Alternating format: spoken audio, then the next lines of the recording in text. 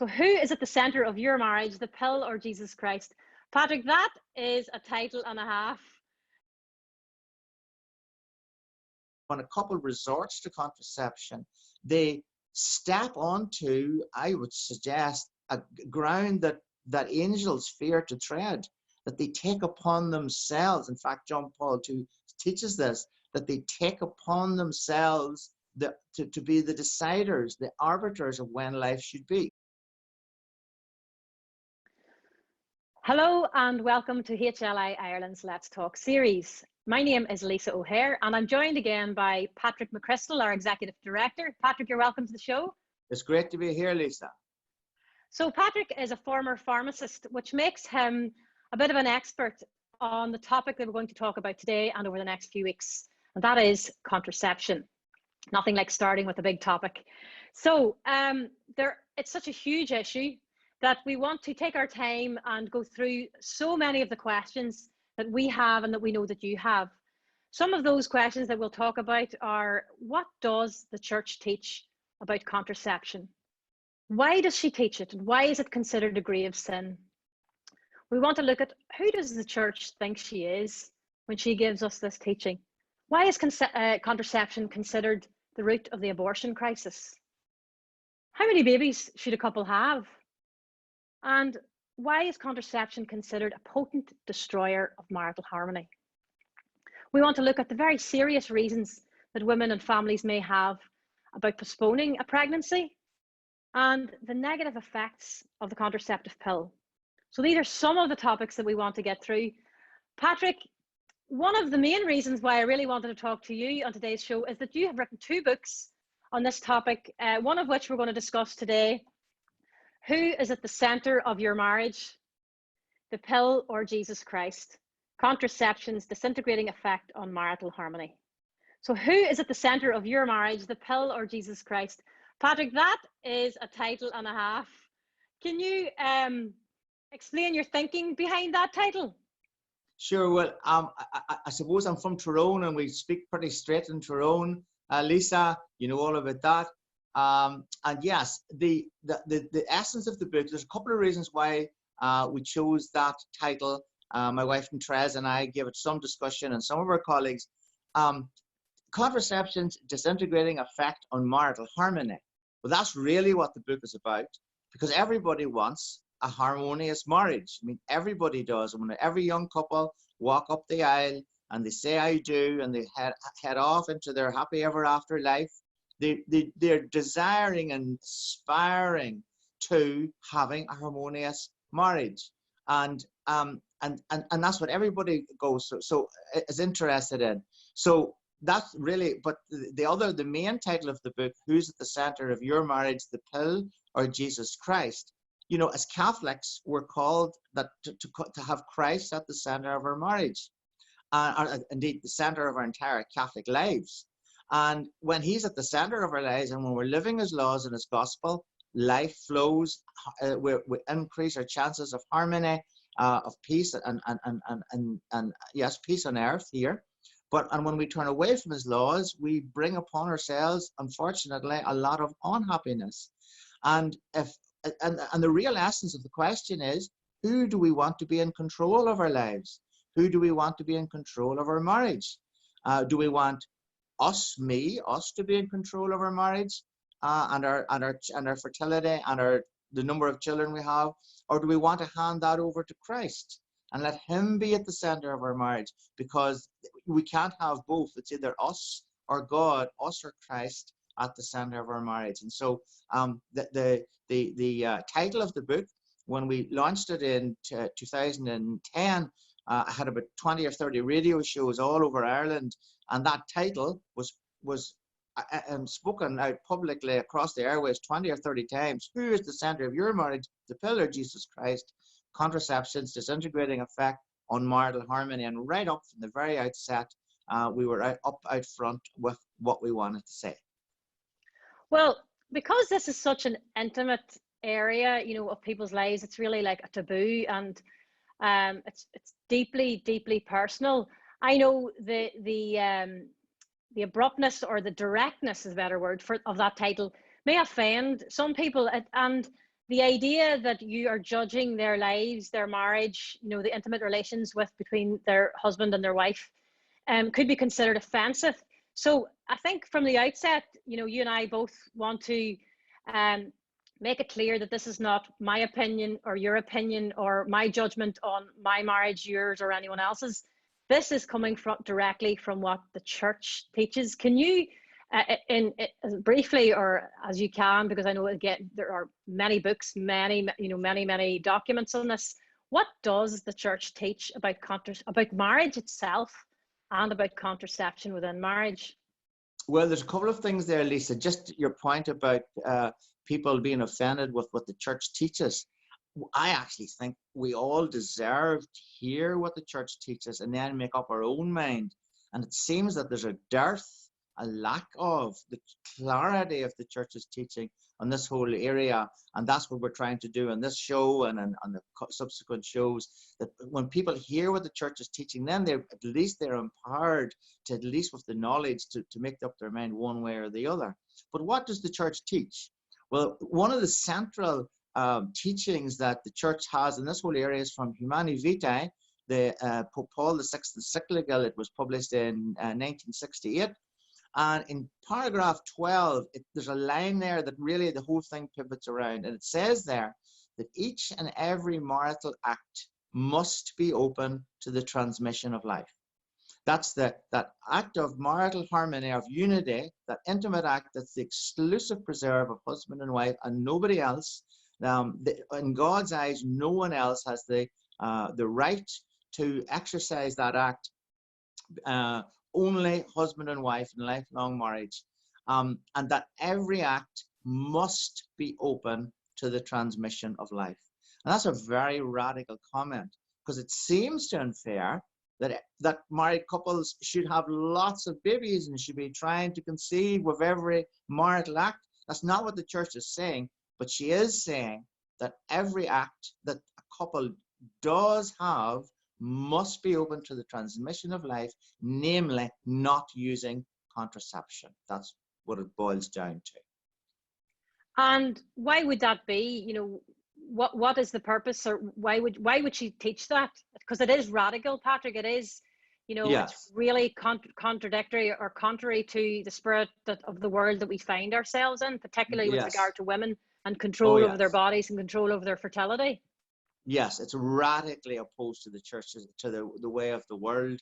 It's a sign of contradiction. The church teaches that, like her divine founder, it is a sign of contradiction in this whole area, and even states in its own writings that it's not surprising that people would struggle with this teaching. And yet, in that passage that where the church speaks about, she says that the church is commanded by God, commissioned by God, to teach with humble firmness the entire moral law.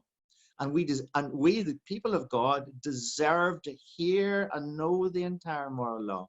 So, to answer your question then, we have to take a step back and look at the beauty of what marriage is, first of all. Marriage is, in the teachings and the eyes of the church, is about unity of spouses and the procreation of children. That's why married people get married. They get married to be one with their spouse and to have children. That's the essence of marriage. That's the beauty of it. It's God's plan for our eternal salvations that 95% of the people on the planet end up getting married. And in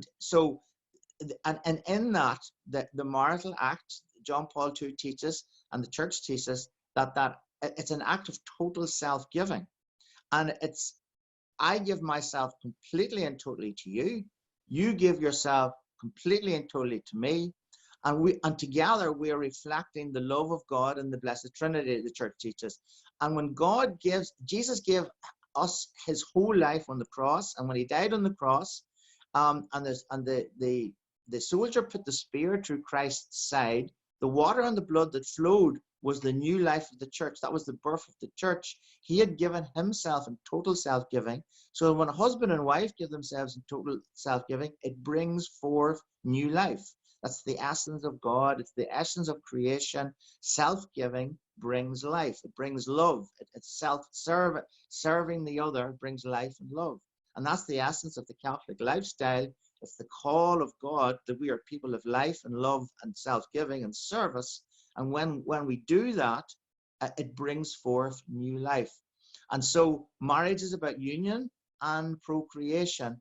And thus we can start, and thus we can start to see if any married couple tries to thwart the new life coming forth, to conceive the conception of a new life, they are, if you think about it, thwarting the creation of an eternal soul destined by God to enjoy all of eternity with Him. And when married couples decide to use contraception, and I understand there are very real struggles and reasons and fears and pressures why the temptation to use contraception is there, and we'll come to those now in due course. But when a couple resorts to contraception, they step onto, I would suggest, a ground that angels fear to tread, that they take upon themselves. In fact, John Paul II teaches this, that they take upon themselves to be the deciders, the arbiters of when life should begin or not. And that's a really scary place to put yourself into, to decide, I'm going to decide when an eternal life comes into existence, or I'm going to decide that it's not going to come into existence at this time. Now, there's a whole framework where the church teaches us that when each and every act must be open to the transmission of life. That's a valid approach in the context of using natural family planning, which we'll come to in due course too, if not today, in one of our next shows. So does that answer your question, Lisa? Yes. Oh, well, no, of course it does. But when you're talking like that, I think sometimes the danger for us who are really in the nitty gritty of life is that sounds like some theological concepts, of God and transmission of life and sacred and all that. But the reality is we live a very mixed up, busy, confusing, exhausting life. And how can then the average couple translate what you're saying in this very idealistic language to the reality of my life? And I can understand, people may know that I have 8 children, and the pressure on me and my family to use contraception is huge from the wider society. Maybe again in due course I'll share my testimony, but I had a very serious health scare as a result of a miscarriage a few months ago, and the pressure for us to use contraception as the moral, upright and responsible thing to do was huge. But it's when you talk, Patrick, and what really really touched my heart when you talk there about God and His all power and His place in the creation of a human being, and that sacred place of where a new soul is created through the cooperation of a husband and wife, and through as a manifestation of our love. And I think that's where, if people can look at that at the heart of things, am I responsible? Is this we got a contribution from another lady, and she said the children are begotten by God. And I think, going from your book, when you take control is a scary thing. Sometimes we want to be in control because we want to have it all, but with control comes huge pressure because you are now responsible for everything. It's actually liberating to give that control to God. Exactly. He is in control of the children I have. And then I find in that a freedom that I don't have that responsibility of, can this child come into the world now? Am I able for it? Are we financially secure? If God has desired that child comes into the world, then He will give us the wherewithal to be able to look after and raise that child. And that's not ideological, or that's not highfalutin language. That is a reality that gives me freedom and liberates me from this responsibility. But I do understand, if you're really living in the here and now, that's a different, these concepts are radical. And Patrick, from your own experience growing up, my experience as a young person growing up, I was the eldest of 8 children, so it was quite clear that my children or my parents were, following Catholic church teaching. But I couldn't have justified that to my friends. I could just said, I know the church teaches it, but I don't know why. What's your response to, the accessibility of this teaching to young people, and particularly couples who are about to get married? Well, there's a few things there, Lisa, and that's a very good question. We know young people and married couples do resort to contraception for a whole lot of different reasons. Children are exhausting. There's the balancing of careers with home life. There's the expense. There's the being in control. I want to be in control. I can't cope with the pressure anymore. Maybe the negative experience of growing up in a large family. These are all real issues. And yet, it's liberating to reflect on John Paul II's own words, where he said, there is never any reason where just contraception can be for any reason justified. And that sounds very radical. It sounds very, oh dear, that's like almost, I couldn't live up to that. But if you start to think about it, as you just said there's something very liberating. If you make it your starting point, you're saying, in fact, a lady just wrote to me yesterday who said that the doctors have told her absolutely do not get pregnant again because you might die for what the condition that she had. And she and her husband were distraught about this, but distraught that they were being at least even tempted to having resort to contraception, even for a short period of time until they get themselves sorted out and their thoughts clearer. However, if you take the viewpoint that contraception can never for any reason be justified, and make that your starting point, you start to then say, well, gee, just hold on a minute. What's marriage all about here, and how are we going to express our love for each other, and you see, and then how to show, and how to, where's the place for union. And the other thing is, the church, there's this, John Paul II also states that every couple has the responsibility of an obligatory discernment as to the indications of their family size, the indications of how many children God wants that particular couple to have. And we'll not get into that today, but we can come back to that now in another week or two. So that then the whole thing arises, can we justify, can we live faithfully to what the church is actually saying here in these very difficult circumstances? And Christ gives us the grace to our marriage sacrament. And the answer to that is a resounding yes. For every couple who wants to stay faithful to Christ, he will give us the grace to stay faithful and step back from the whole thing and just look at what his laws are really saying to us.